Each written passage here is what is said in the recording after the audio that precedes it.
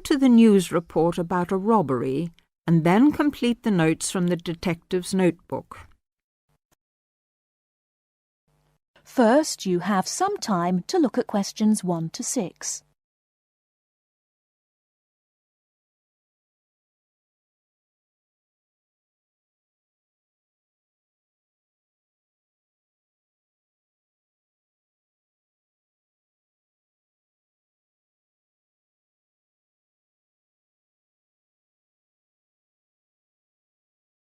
Now we shall begin. You should answer the questions as you listen, because you will not hear the recording a second time. Listen carefully and answer questions 1 to 6.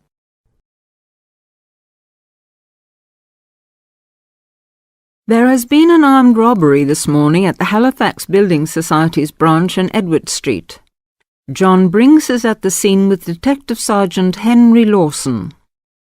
Detective Sergeant, can you tell us what you know about the robbery? Yes, the raid took place this morning, shortly after 11:30, when a man accompanied by a woman went into the offices of the Building Society and asked to see the manager. There were no other customers in the building at the time. They were let into the manager's office, and the woman produced a gun from her handbag. Then they took the manager back out of his office and made him tell the cashiers to hand over all the money they had in the tills and in the safe. It came to about $25,000. Presumably, you have a number of witnesses. Yes, we have a good description of both of them. The man was about 1 meter 80 centimeters, around 35 years of age, with blue eyes and short, curly, red or ginger hair. He was wearing jeans, a green sweater, and a 3/4 length blue coat. When he spoke to the cashier when he came in, he called himself Mr. Erickson, but we doubt whether that is his real name. But we do know that may be his real name. He also spoke with a strong Scottish accent, which may help us to trace him. Before you hear the rest of the conversation, you have some time to look at questions 7 to 10.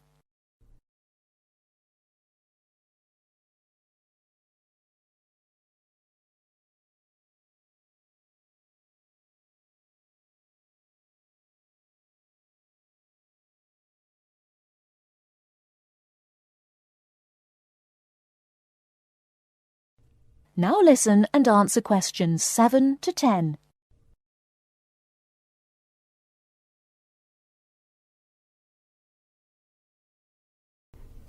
And what about the woman? Now, she is in her early 20s, slim and quite tall, about 1 meter 70 centimeters. She was wearing a long white raincoat, which was quite loose-fitting, and which she didn't take off. She had a beige handbag, which they used to hide the gun in. She's got straight, shoulder-length blonde hair, blue eyes, and like the man, has a noticeable accent. Do you have any other information? Yes, the car they used was seen by 2 or 3 people. It's a blue or dark blue Ford Escort, and we have the registration number. And it's G595ERI. I'll say that again. It's G595ERI. Now, the car was stolen from Bishopstone just over a week ago, so if anyone has seen it in the last week, we would like to hear from them. We also know that the car's front left headlight was broken when it was stolen, and is still broken, we think. So, you would like information from the public about the car? Yes, and the people. We're appealing to anyone who thinks they may recognise the 2 robbers or know anything about the car. We've set up an incident room in Swindon, and the telephone number is 774529. So we would like people to ring us if they have any information. And of course, all calls will be dealt with in the strictest confidence. Thank you very much. Thank you. And the number again, if you have any information, is 774529. And now back to the studio.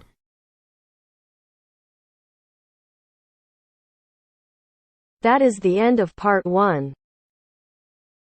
You now have half a minute to check your answers.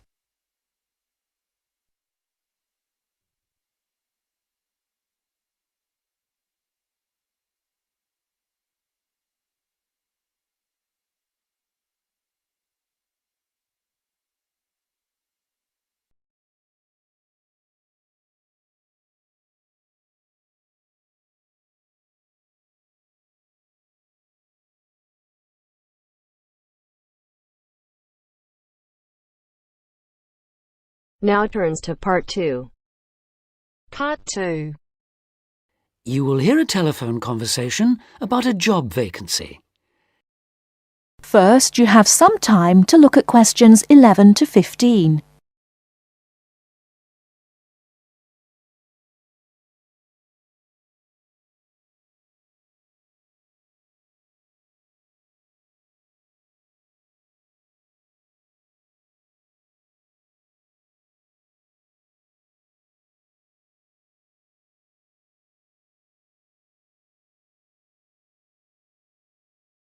Now, listen carefully and answer questions 11 to 15.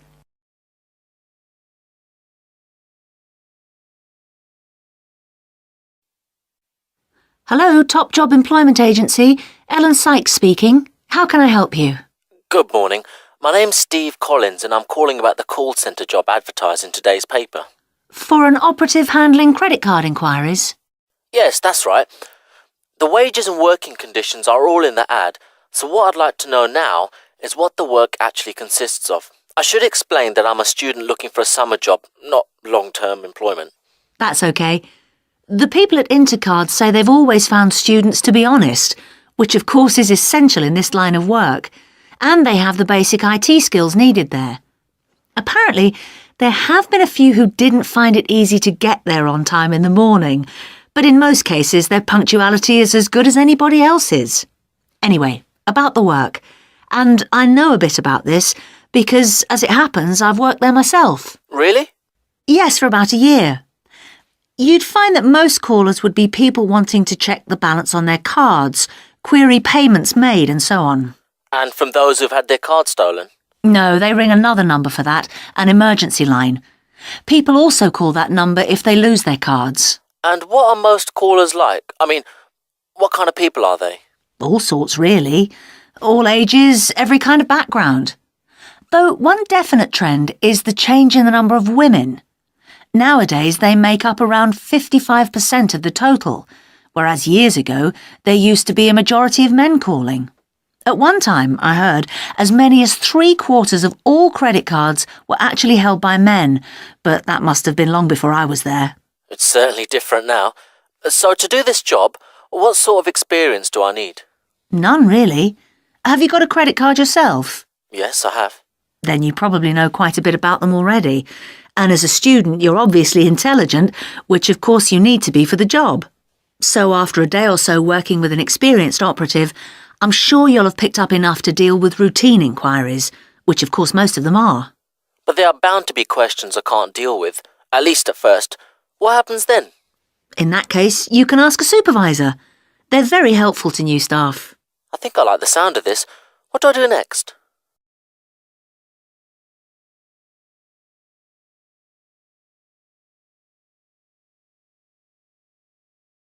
Before you hear the rest of the talk, you have some time to look at questions 16 to 20.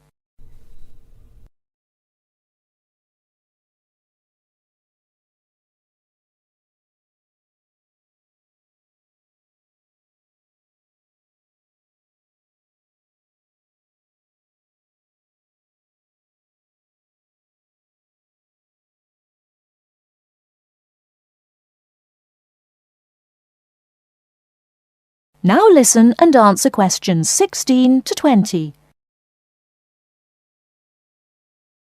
Can you get over there for 9:45 on Monday morning for an interview? Definitely, yes. Whereabouts are they? In Riverside Business Park. Do you know it? Yes, I've been there once. How do you usually travel? By bus. Right. So you take either the 136 or 137 to the bus station, and when you come out of there, you turn right. Along Orchard Road, that is. The road from the railway station? Yes, that's right. You go past the petrol station next to the car dealers, then carry on down the road. Do I take the first left at the main car park? Well, you could do that and walk up Newfield Avenue alongside the shopping centre, but it's a long way round. I'd suggest continuing along Orchard Road with the water company and then the insurance offices on your right. They used to be local government offices, by the way. Yes, I remember those. And you keep going until you reach the advertising agency. Now, facing that is a small road called Cherry Lane. There's a newspaper office on the corner, and opposite that is a big hotel, so you can't miss it. And how far down that road is it? Well, they aren't actually in Cherry Lane. You walk as far as the next junction and turn right into Armand Drive at the mail centre. Intercard is in the third building on the right, between the airline offices and the shipping company. Fine. I'll be there on Monday. Thanks very much. Bye. Good luck. Bye.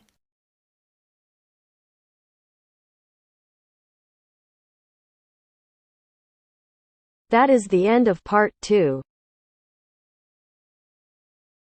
You now have half a minute to check your answers.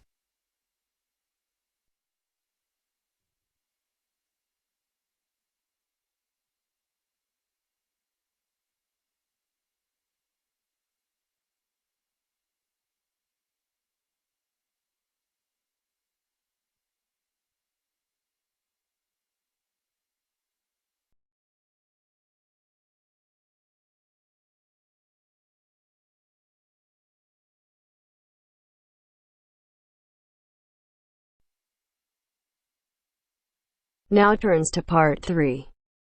Part 3. You will hear two geography students, Jack and Katie, talking about a field trip to Kenya in Africa. First, you have some time to look at questions 21 to 24.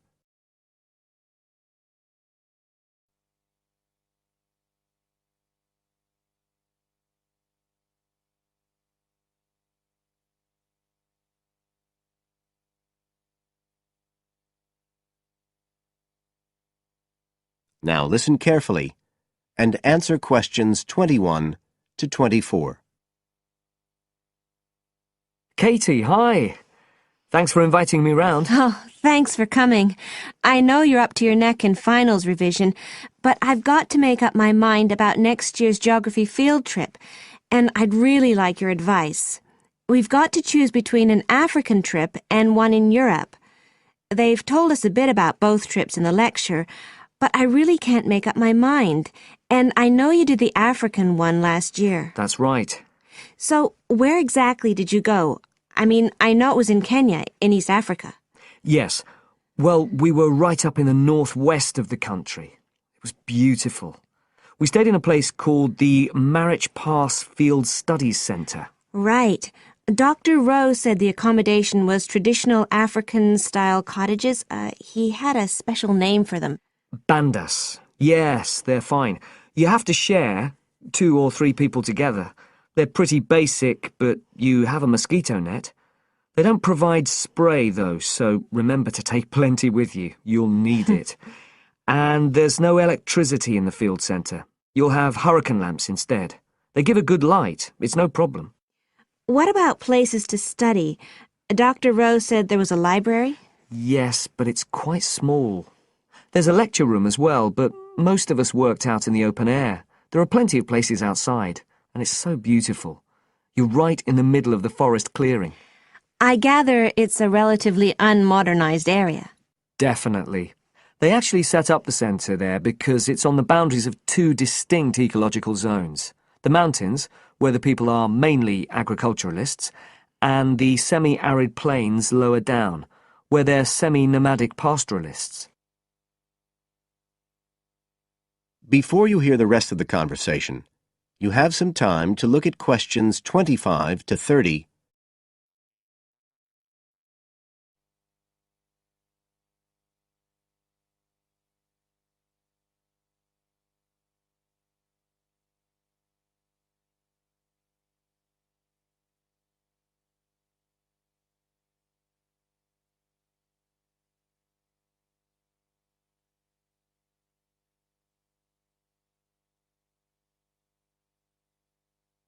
Now listen and answer questions 25 to 30. So, how much chance did you get to meet the local people there? Did you get the chance to do interviews? Yes, though we had to use local interpreters, but that was okay. Then we did field observation, of course, looking at environmental and cultural conditions, and morphological mapping. What's that? Oh, looking at the surface forms of the landscape, the slope elements and so on. What about specific projects? Yes. After the first 2 or 3 days, we spent most of our time on those. We could pretty well do what we wanted, although they all had to relate to issues concerned with development in some way. People did various things. Some were based on social and cultural topics, like the effect of education on the aspirations of young people, and some did more physical process-based studies, looking at things like soil erosion. My group actually looked at issues relating to water, things like sources such as rivers and wells, and quality and so on. It was a good project to work on, but a bit frustrating. We felt we needed a lot more time, really. Right. Dr. Rowe did say something about limiting project scope. Yes, he told us that too at the beginning, and I can see why now. What else? Well, we had some good trips out as part of the course. We went to a market town, a place called Sigur. That was to study distribution. And to look at agricultural production, we went to the Weiwei Valley. That's an important agricultural region. And what about animals? Did you have a chance to go to a national park? Sure. We did a trip on the last day, on the way back to the airport at Nairobi. But actually there was lots of wildlife at the field centre. Vervet monkeys and baboons and lizards. It does sound good. It was excellent, I'd say. In terms of logistics, it was very well run. But it was more than that. I mean, it's not the sort of place I'd ever have got to on my own. And it was a real eye-opener. It got me really interested in development issues and the way other people live. I did find it frustrating at the time that we couldn't get as far as we wanted on the project. But actually, I'm going to follow it up in my dissertation. So it's given me some ideas and data for that as well. So you'd say it was worth the extra money? Definitely. That is the end of part 3. You now have half a minute to check your answers.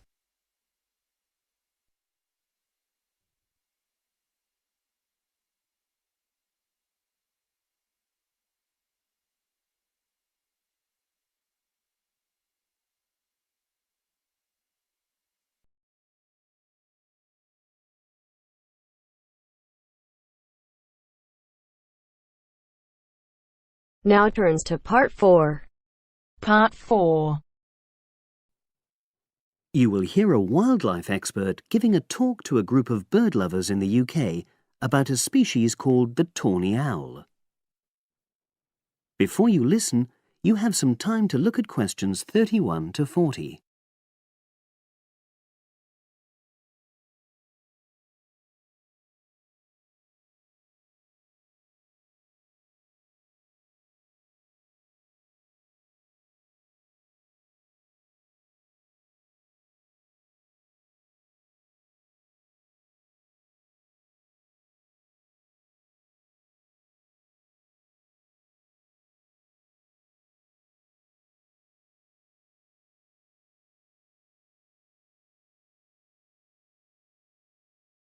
Now listen and answer questions 31 to 40. Good evening, everyone. You're all likely to be familiar with pictures of the tawny owl. Because of all the owl species in the UK, it's actually the most common one. But the chances are that you're more likely to have heard one than actually seen one, as it's also strongly nocturnal. This means that it normally ventures out at night. So, what kind of habitat does the tawny owl prefer? Well, a survey carried out in the 1980s confirmed that this owl is most likely to be found in woodland. If you look at a map of tawny owl distribution across Britain, you'll only see gaps in the treeless marshy areas of eastern England and in some of the more upland parts of northwest Scotland. However, you can sometimes find populations of tawny owls in urban areas too, either in parks or in large gardens. The tawny owl shows some obvious adaptations to its natural habitat. For example, both its wings and its tail are short, which helps it to maneuver through the trees. Also, the bird's plumage is a mixture of brown and grey, and this provides suitable camouflage for when the owl perches up against a tree trunk. Then there are its large eyes. The tawny owl's visual capacities are considerably better than those of humans, and although it can't see in complete darkness, it's sufficiently well equipped to be able to navigate its way around woodland on all but the most overcast nights. Another factor that contributes to the tawny owl's success as a hunter is its excellent memory of the layout of different areas. If you combine this ability with the owl's strongly territorial and sedentary nature, most populations of tawny owl are sit-and-wait predators, you realize that it has a good opportunity to predict where prey might be found.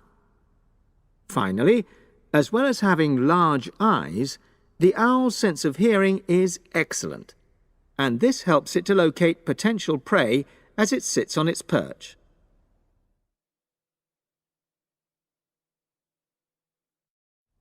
Turning now to the tawny owl's diet.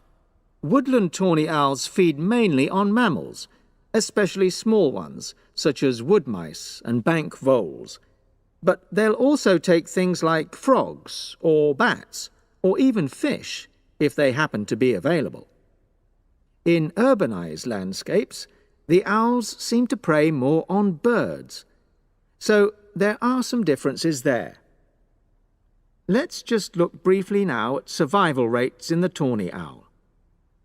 Young tawny owls face a difficult time once they leave home, and 2 out of every 3 are likely to die within their first year. So, with such high mortality levels, it's a good job that established breeding pairs can produce young over a number of seasons and maximize their chances of passing their genes on to the next generation of owls. I've already mentioned the sedentary nature of the tawny owl, but it's not just adult tawny owls that are sedentary in their habits. Young birds, dispersing away from where they were born, rarely move far. The average distance is just 4 kilometres. There also appears to be some reluctance to cross large bodies of water. The owl is absent from many of the islands around our shores, with only occasional sightings in Ireland and the Isle of Wight off the south coast of England. Right, well, now I'll show you some photographs that have been taken in one or two of the... That is the end of part 4. You now have half a minute to check your answers.